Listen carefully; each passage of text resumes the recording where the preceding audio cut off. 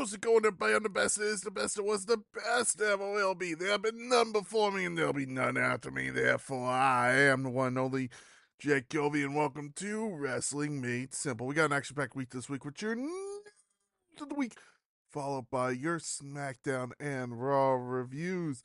And then I go into a review of WCW Uncensored, the Doomsday Cage match. Yeah, that's going to be a fun one. We then have your drink of the week, followed by the battle droid of the week.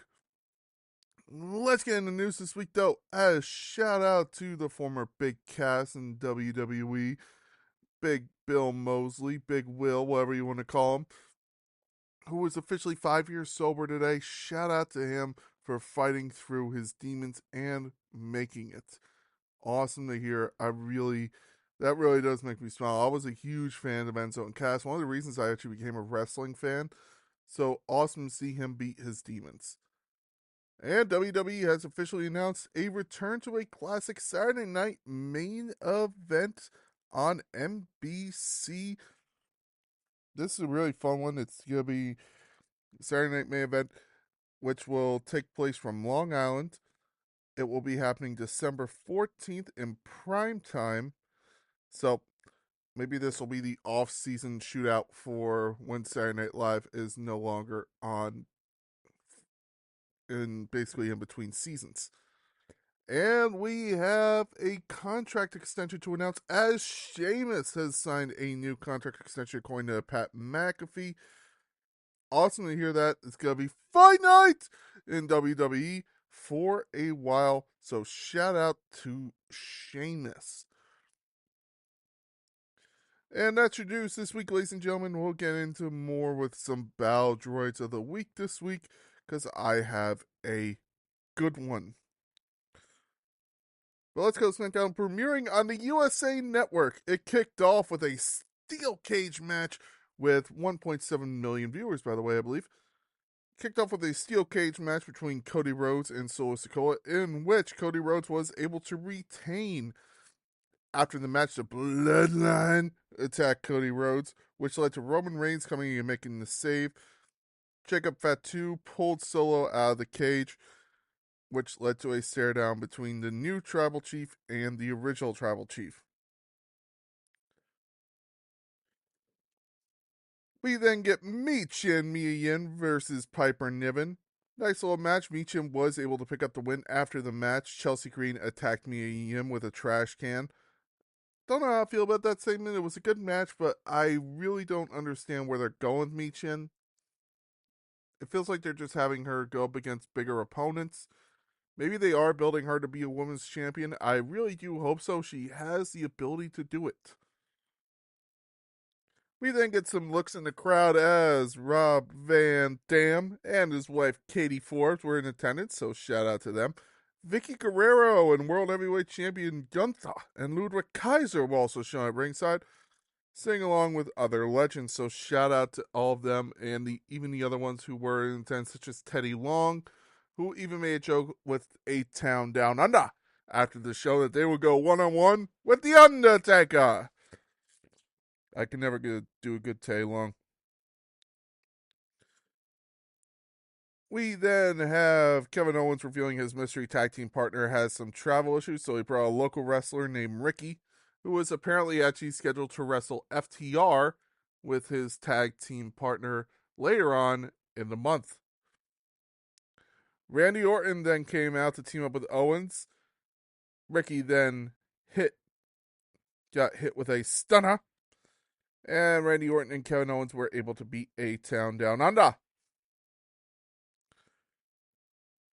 We then get Booker T, Queen Charmel, Sheamus, and Michael P.S. Hayes, Nabes, at ringside. Shout out to them.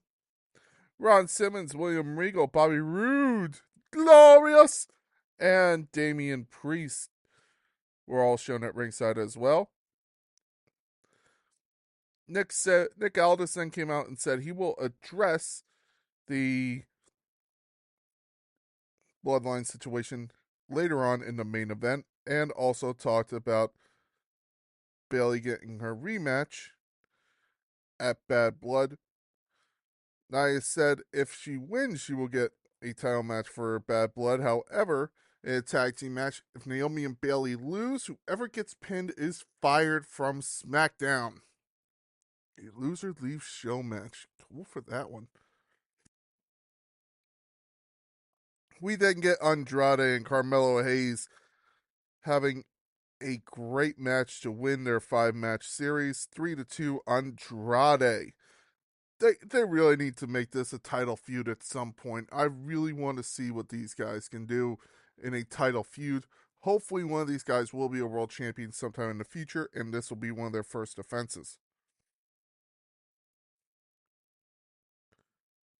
We then get Roman Reigns coming out to the ring, and Nick Aldis talking about the history Roman's put forward, and Roman just hands out his hand. Nick puts the contract in his hand. Roman then just looks at him begrudgingly and holds out his other hand. He puts the microphone in his hand and says he doesn't need anyone's help, certainly not Cody Rhodes, to beat the bloodline and take back his Ulafala. Ulafala. I believe that's the correct pronunciation. Sorry if I butchered it. Cody Rhodes then came out to talk about how this used to be Roman's WWE, but since WrestleMania, it hasn't been. Both men dropped their mics and looked like they were about to throw hands, but here comes the bloodline. Roman then took the contract and signed it. Cody then asked Roman for the contract, and Roman did hand him the contract, so it is official at Bad Blood. Roman Reigns and Cody Rhodes versus the new tribal chief, Jacob Fatu, aka Solo Sikoa, and Jacob Fatu. This will be Roman Reigns' first match since WrestleMania. I'm actually excited for this match. This could be a good one. The Samoan Werewolf and the new tribal chief, two guys who are known for their aggression versus two guys who really don't like each other. This is going to be a blood brawl, in my opinion. Let's go on to Raw, though. As Raw kicked off with the man, the myth, the legend, the voice of the voiceless CM Punk addressing Drew McIntyre instead of in front of their Hell in a Cell match. He actually had a great line saying Punk is prepared for the end of CM Punk, and if Drew McIntyre is prepared for the end of Drew McIntyre, then he will see him in hell.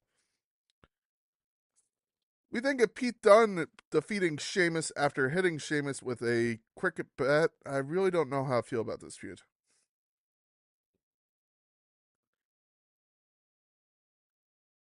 We then get Natalya versus Zoe Starks, and a nice little match Natalya would go over. It was kind of more of her singles return match to Raw. Don't know how to feel. I wish that they would really give Natalya some more time on that and really let Zoe Starks build on her character.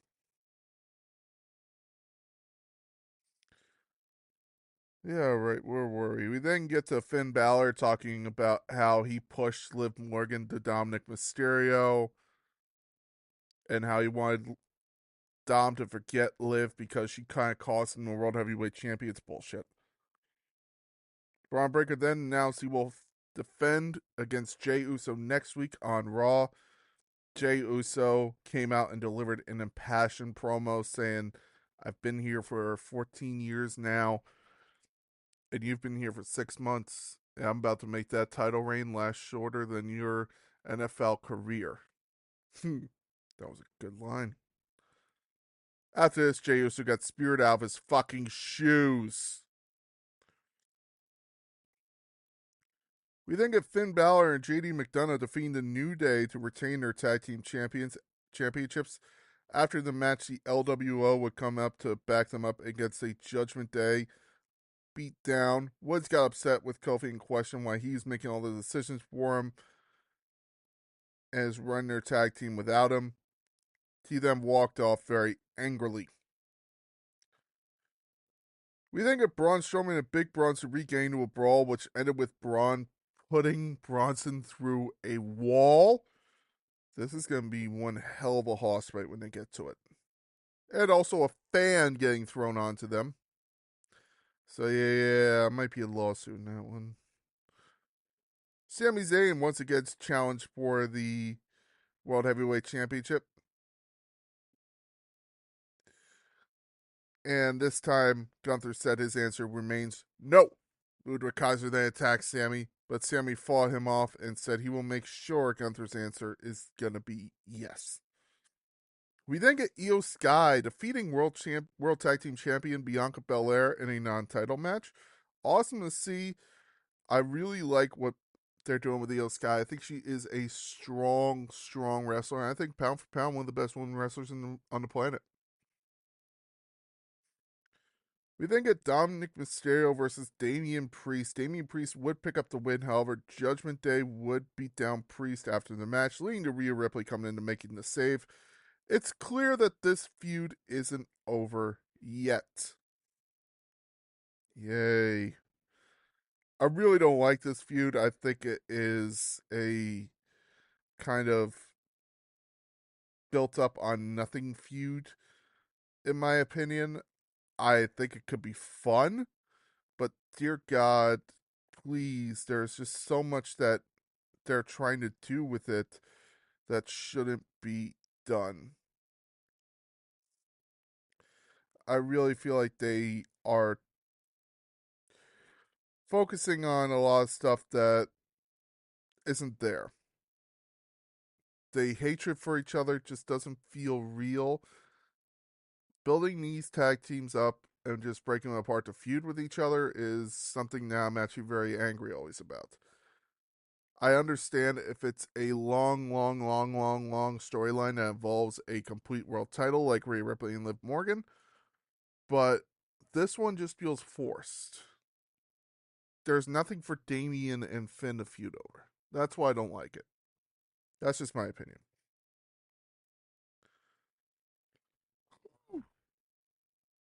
Now, ladies and gentlemen, it's time to review Uncensored 1996, the Doomsday Cage match. Coming from Tupelo, Mississippi, in the Tupelo Coliseum with an attendance of 9,000. Everything you've wanted to see, plus the stuff you haven't thought of yet, was their slogan. I don't have a buy rate, but with a slogan like that, how can they not sell seats? Yeah, it was. It kicked off with some main event matches on the pre-show of Mr. J. Lee and D. Malenko in a singles match, which was 3 minutes and 20 seconds. And then Jim Duggan. Yeah, Jim Hacksaw Duggan versus Big Bubba Rogers. This was the big boss man while he was in WCW, and they were really just trying to find a spot for him, and they never really did. In another 3 minute and 20-second match with Jim Duggan picking up the win and Mr. JL picking up the win over Dean Malenko. We then get Dick Slater. Yeah, that's a name, Dirty Dick Slater, with Colonel Robert Parker, who I believe would train a lot of wrestlers in his time. So he is actually more known as a trainer than as a wrestler. Versus Alex Wright. Jesus Christ, this is one of the. He was a very good cruiserweight wrestler. I didn't even didn't even know he was on this card. We then get the Steiner brothers versus the Nasty Boys, which ended in no contest. The longest match on the pre-show at 5 minutes and 19 seconds to end in a no contest. We then get Conan versus actually more of what people view as one of his proteges on the main card, Eddie Guerrero. Conan would be defending his WCW United States Championship. It's cool to see this one because there are two people who everyone says Conan really helped train, and that was Eddie Guerrero and Rey Mysterio. Rey Mysterio would actually have Conan induct him into the Hall of Fame. So that's a really cool thing, really cool little piece of trivia. This would be an awesome 18-minute match and probably one of the best matches on the card. Conan would retain his title, but Eddie Guerrero would eventually win this title later on in his career. You would then have the Belfast Bruiser, aka Finley, I know, right? Versus Lord Steven Regal in a 17-minute match. These guys always had chemistry in the ring. They always worked well together. Steven Regal would even say that. So this is actually another good match on this card that usually gets overlooked by the clusterfuck of a main event. If you're actually looking for two good matches in a row, here's where they are. They are both over 15 minutes. The Belfast Bruiser would pick up the win, aka Finley, by disqualification. We then get Colonel Robert Parker versus Medusa in a very weird match. And the less said about this match, the better. Colonel Robert Mustafa won that one. We then get He's a Booty Man. This was one of the millions and millions and millions of gimmicks that you would have. The Butcher, you would have basically Bruce the Barber Beefcake worked 50 million gimmicks in WCW, and this was one of them. He would be accompanied by the Booty Babe, aka Kimberly Page, who was Diamond Dallas Page's former wife. Now, at the time, I believe they were actually married at the time, so that's what makes this a little awkward as well.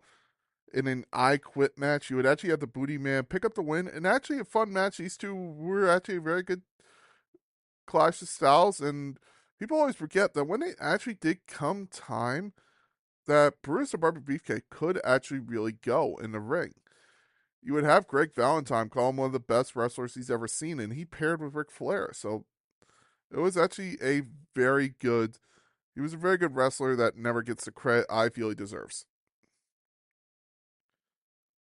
It was also just a joke on Ominous Man from WWE.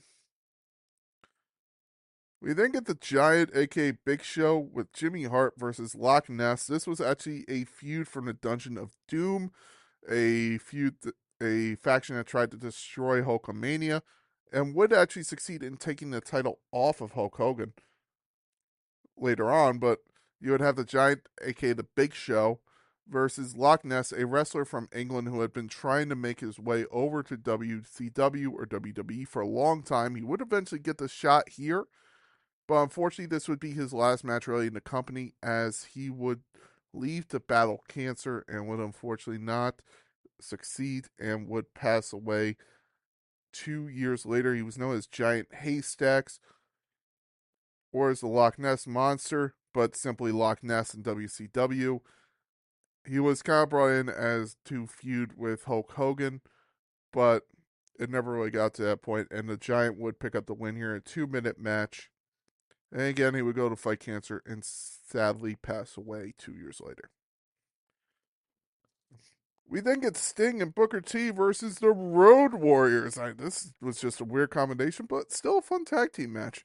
Sting and Booker T would pick up the win in the Chicago Street Fight. The whole point of this card, it was supposed to be WCW's version of Extreme Rules. Doing it way before WWE even ever thought of it, so that's actually a fun one to watch. But every match was supposed to be like different. There was supposed to be no rules, so it's uncensored. Yeah, only 2 matches were no rules, and one match ended in a DQ. So yeah, they really lived up to that name. Technically, there was a third match that was no rules, but I'll get to that later. Sting and Booker T would pick up the win in this Chicago Street Fight. And finally, we get the Doomsday Cage match. Oh, God. For those of you who don't know, this is a clusterfuck of a match. It is a 3-tier cage, maybe even 4. I'm trying to remember the correct. I'm not. Yeah, 3-tier cage match, which Ric Flair and Arn Anderson were at one level. Megan the Barbarian were at another level. Lex and the Tex Master were on the other side of that level. And finally, Z Gangsta, aka Debo from fucking Friday, and the Ultimate Solution, who I believe was just changed to the Solution because of that name really invoked a lot of bad blood in Germany. So you would have that name change versus Hulk Hogan and Randy Savage, and they would basically have to battle their way through the Ultimate Cage. Once they got through a certain level. Like I don't believe they even had to pin or submit anybody. They just had to get through one level, fight through, make it to the cage door, and then that level was cut off. It would start off with Ric Flair and Arn Anderson, one, the best tag team, and two, probably the best wrestlers in the match besides Meng. And I'm including Hulk Hogan in that one. So I would say there were probably 4 or 5 competent wrestlers in this match. Lex Luger always had a great look, not really great in ring style, so I won't take that away from him. Still should be a Hall of Famer in my opinion. The Taskmaster, Kevin Sullivan, may he rest in peace, just recently passed away, was an amazing booker. Maybe not the best wrestler, but a great booker. And you would have the Ultimate Solution. What's said about him, the better. I really don't know much about him. I just know, unfortunately, he would pass away a year later. And Z Gangster, Debo, he was also the main villain in No Holds Barred. That was kind of the reason they brought him in for this. You would have Hulk Hogan go through Ric Flair and Arn Anderson. They would then get through the door to face Ming and the Barbarian, and then would go through the door again to face Kevin Sullivan and Lex Luger. They would battle to the outside. You would actually have Hulk Hogan and them actually battle so far out they would get back into the original ring, and Hulk Hogan would then fight back into the ring where he would meet up with Z Gangsta and the Ultimate Solution. Z Gangster, who I believe also tagged with Macho Man Randy Savage. So that's a funny one. They tied together in WWE. I believe. I believe I'm correct on that. I know they had a match in WWE. I just can't remember if he teamed up with Macho Man or the $1 Million Man. It was one of them. You would have them fight in the Doomsday Cage match. They would fight very hard, actually, and they would get knocked down. And you would actually have them get knocked down by the Booty Man making his return and hitting everybody with steel pan, steel pan, steel pan, knocking them all out. And as they're leaving, you could see Hulk Hogan look at Macho Man and go, "Someone has to pin him." And Macho Man would jump over to make the pin. 1, 2, 3. Hulk Hogan and Randy Savage survive the odds and go on to pick up the win. Oh God, what a terrible main event. There's a reason why this match was only done once and never done again. They would kind of bring back the Triple Cage in the Vince Russo years, but the Doomsday Cage match, this was the only one that ever happened. It was a terrible match.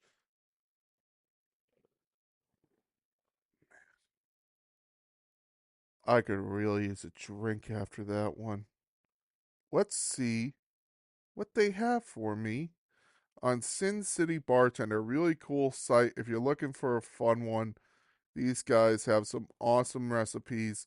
I believe they're based out of Las Vegas. Shout out to WrestleMania this year.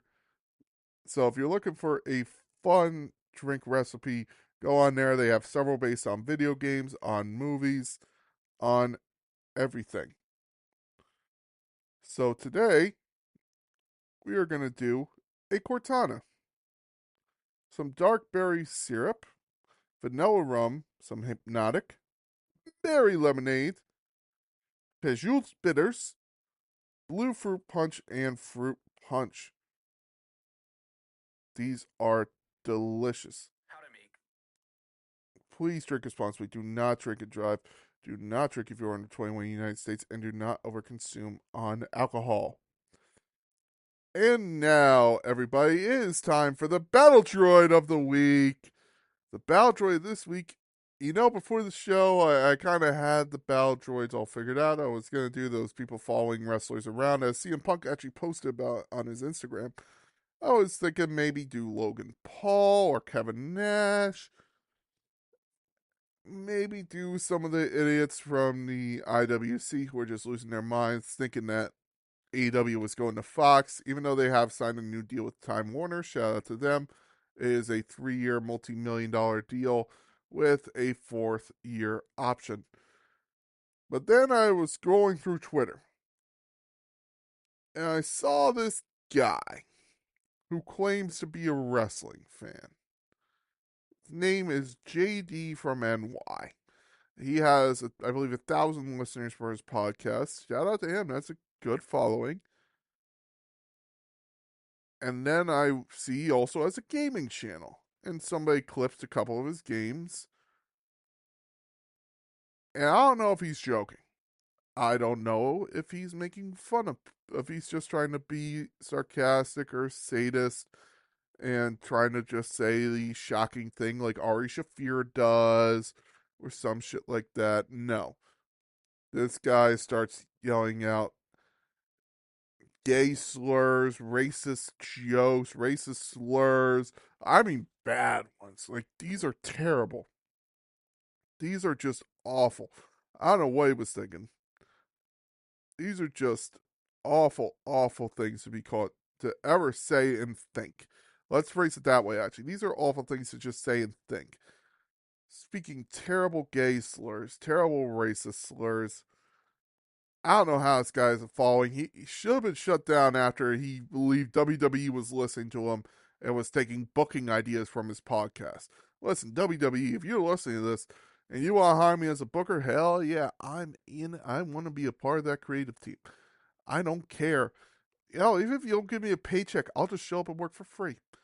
But do I care if they take my ideas? Fuck no. That's WWE, man. Listen to the fans. Everybody complains that wrestling companies don't listen to the fans. This guy's getting mad that they do. One, bad look. Two, do you think they give a fuck about you? Really? Do you think Triple H had the best line there? Everybody got pissed at, but it was true. Well, I want this, and I'm gonna boycott this. I'm gonna tweet about it. Then I'm gonna go on my Instagram. And by God, if it doesn't change, then me and my buddy Mark, we're gonna stop watching. That is the line that I have for you, JD. And for you say this shit and consider this is a community of wrestling fans. We are a community of all different colors, races, sexual orientations, whoever religious beliefs, whatever you believe in, whoever you love, wherever you worship to, however you live your life, live it. Don't be like this guy. He can go fuck himself with the fork sideways. And because of that, he is the Bowser of the Week. JD from New York, congratulations. Uh-oh.